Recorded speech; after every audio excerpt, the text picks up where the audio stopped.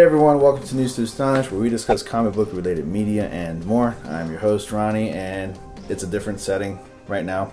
This is actually kind of a video for, with open topics, open discussion. This is my cousin Kris. He's new to YouTube. He has a channel called Gotian's Games. He does gaming for PS4, for his phone, everything. So go check him out. Anyways, yeah, so this is just an open discussion, like I said. We're going to be talking about maybe the future of MCU films, the future of maybe DCEU, and TV shows and whatnot, theories and blah, blah, blah. So you're welcome to comment down below, whatever you think.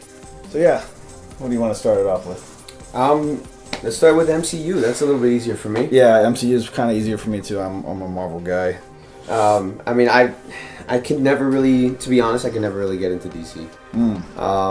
There's certain storylines that I get into, but as far as like a whole, I'm more Marvel. Like it's easier for me to be absent from Marvel, and jump right back into it.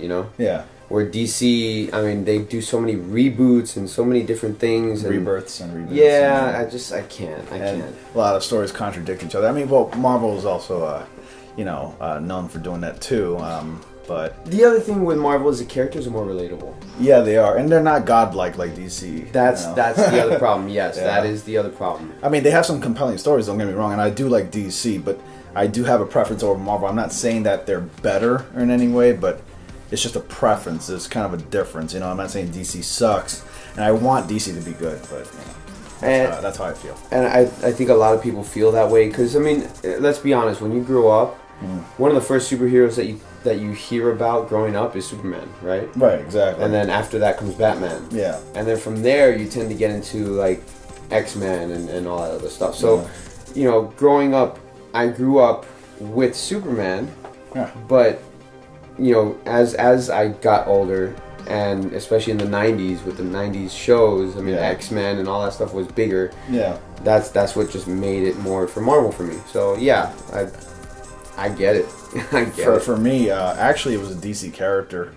Although Spider-Man, like I said, if you guys follow me on YouTube, you would know that Spider-Man's my all-time favorite superhero of all time. But for me, it was Batman, the very first superhero I was introduced to. Thanks to my dad, he showed me Batman Forever and stuff back in like 94, 95. And Tim Burton's, Michael Keaton's Batman and stuff like that. I loved Batman for a very long time, and it's not until I started watching the animated series for Spider-Man, and that's where I was like, oh my god, this is really cool. And I really love Spider-Man. The get-up, the tights and everything, the cool mask.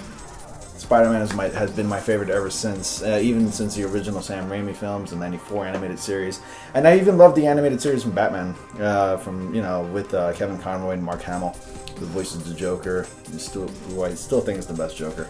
For sure. Definitely. I pay my respects to Heath Ledger, but Mark Hamill, he's got it down as being the best Joker. But I think right now Spider-Man is the most reputable and financially successful superhero there is right now. Bankable too. Well, he tops Batman.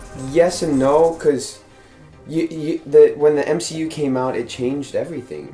Spider-Man was probably number one, but then when the MCU came out and you had Robert Downey Jr. as Iron Man, that completely changed the ballgame for everything. Yeah. And then Iron Man, or Robert Downey Jr. as Iron Man, became probably the most bankable superhero at that point. That's why now he's extremely popular. Yeah, that's why they throw him in everything now. It's almost hard to see a Marvel movie without some mention of Tony Stark in it. Yeah, basically, he's the foundation of the MCU. I remember when the whole idea, the conception of the MCU started. It was Kevin Feige that wanted to do this. There was actually doubts about a universe of superheroes. That'll never work, that kind of thing. But look what happened. Now we're getting movies like Ant-Man. Who would have thought we got Ant-Man and Doctor Strange as a film? Hey, I'm gonna be honest with you, but I love Ant-Man. I wasn't thrilled when they announced Ant-Man. Right. I saw the movie. I loved it. Yeah. And for me, what did it for me on that movie was the fact that they got Paul Rudd. Yeah, I love Paul Rudd. the best cast for that role. Yeah, the perfect charisma you can throw in a character that's like a C-list hero, probably. Exactly. And he made it. He made it to like an A+ hero because he made it that much better. He really did. Definitely. And that shows like how dedicated that Disney is into this with the casting. Every casting choice they made so far, I have not been disappointed with. Definitely. Now, like, who would have thought we get Michael Douglas in the MCU too? Or like Sylvester Stallone in the upcoming Guardians now. Michael Keaton's gonna be the Vulture. I mean, yeah. Who would have thought Batman would be the Vulture? The third time playing a flying type animal. So that's. I can't wait to see Homecoming because of Michael Keaton. Not so much, Tom Holland. But he's gonna. Yeah, don't get me wrong. I mean, he stole Civil War. Michael Keaton. I mean, your movie's only as good as your villain. So I believe in Michael Keaton. I agree. He's good as Beetlejuice. He was a great villain in that movie, and he's good as a comedic person. He's usually a comedian, and he's good as a superhero. But I think Michael Keaton will blow it out of the park. Yeah, I completely agree with that. Probably steal the show if anything. Yeah, and the whole thing with you got to have a good villain. Again, that also goes with writing and everything else because we talked about earlier today, Spider-Man 3. Yeah. You had the villains. You didn't do it right, man. Yeah, it was just convoluted though. That's the problem. Nobody likes that, a jumbled mess. Yeah, and I love Venom, but I hated Venom in that movie. Yeah, and we know now that it was kind of self-sabotage because Sam Raimi doesn't like the symbiotes. Right, but it's just executives sticking their nose in there. They kind of made him put Venom in there. That's terrible. So, I guess that leads us into the black suit. Well, I mean, the future of it. The future of it, yeah. Yeah, definitely. I mean, you got the whole Venom movie idea coming out. Venom movie coming out next year in October. And I am concerned about it, and I have reasons to be concerned, and I have reasons to have my doubts. So, yeah, I mean, I don't know how I feel about it. Venom is probably my favorite villain. Yeah. Okay. I mean, he's not a villain; he's an anti-hero. But when he's introduced as a villain, and his character depth as Eddie Brock is so big in Spider-Man's world. Exactly. And to the point that Venom had his own spin-off series. He had, there's just so much in that character that needs to be explored. Definitely. And I think that if Venom's going to have his own movie, Spider-Man should be in there in some way, shape, or form. Even if it's like an extended cameo.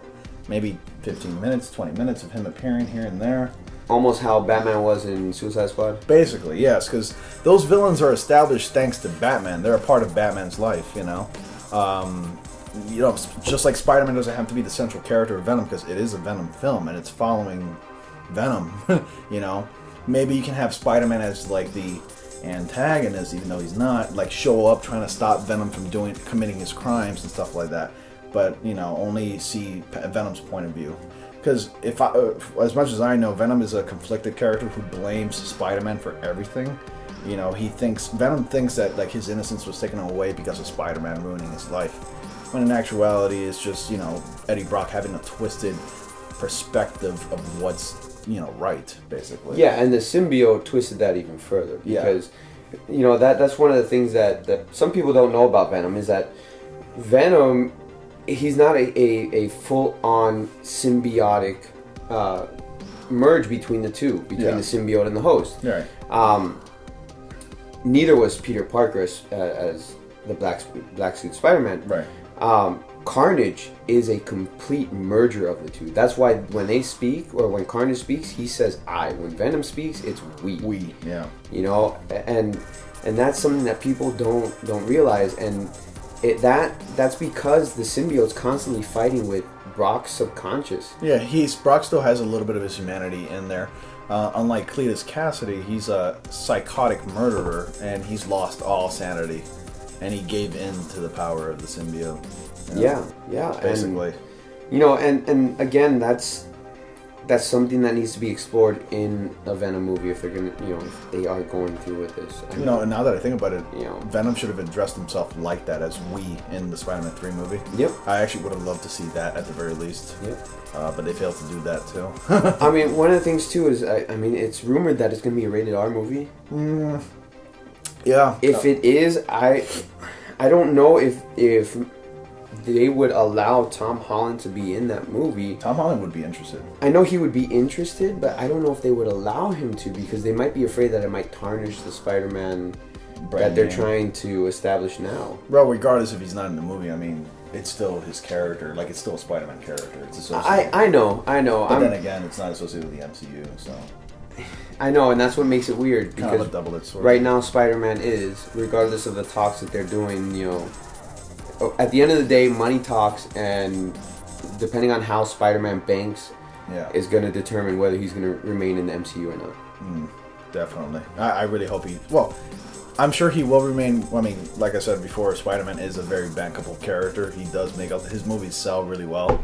But knowing that Spider-Man is in the MCU currently, they will go see this movie to support it, because everybody, including the fans, have been wanting Spider-Man back at Marvel for the longest.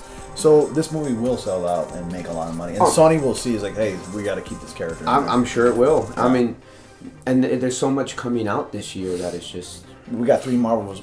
Now we have 3 Marvel films a year now, so... Yeah, it hurts. But that's not even... We're not even talking about, like, the TV shows. I mean, we have The Defenders coming out. And, I mean, we also have Agents of S.H.I.E.L.D., but that's already back. I love Agents of S.H.I.E.L.D. I actually watch it.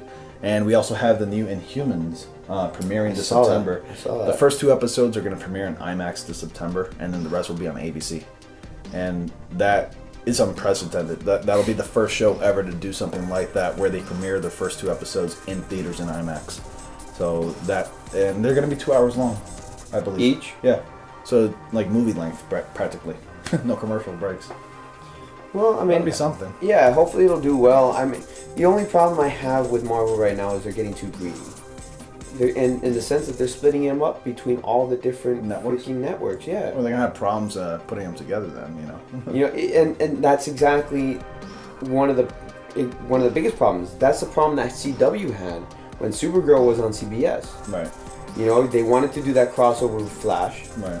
And they had to jump through so many hoops in order to make that happen, even though it is owned by the same parent company. The Warner Brothers. Yeah. The problem was getting the studios to agree that they were going to do it. And, it has to meet all the scheduling things. So Supergirl moving over to the CW did wonders for the whole universe they established there, the Arrowverse. Right. And, I'm afraid that that's something that they're not going to be able to do properly with the Marvel universe in the television section. If you had to pick one network for all Marvel television, where would it go? Like, me? Yeah. Netflix. All Netflix, right? Well, because they seem to be doing so well with a good budget, Right. They're not over the top with their budget. They're not so far down that they can't do anything with effects. They seem to be on a good budget in Netflix. They do very well. All the shows have high regards. Regardless of how we feel about Iron Fist, it did very well. Yeah, it still did well, yeah. And views and everything. And to be clear, I don't hate Iron Fist. I'm just at a weird point that there wasn't enough development for Danny Rand in Iron Fist. Yeah, 13 episodes in and still not enough development. Exactly. You had Daredevil, 13 episodes, Jessica Jones, Luke Cage, all 13 episodes, and they had all the development for the characters in them, and they did very well. The stories were great. Right. You felt a beginning and an end in each season. Exactly. This one, we kind of felt like high and dry at the end of the season. Well, I felt like that. Yeah. It's just I don't mind leaving cliffhangers. Right, Cliffhangers are fine. They're okay. I mean, they can piss people off a little bit. Yeah, they can piss people off. They piss me off a little bit. Walking Dead. But at the same time, if you have an end to a story, it makes sense. Yeah, exactly. I didn't feel like the ending of Iron Fist or the last episode of Iron Fist was a proper season finale. Yeah. To me, it felt like they could have done one more episode and ended in that next episode. They might have made it a little bit better, actually. Yeah. I still like Iron Fist, but would I watch it again? Maybe not. I think it's the weakest out of all Netflix shows, but it is still good. It's watchable, but it's not as strong as I hoped it. As I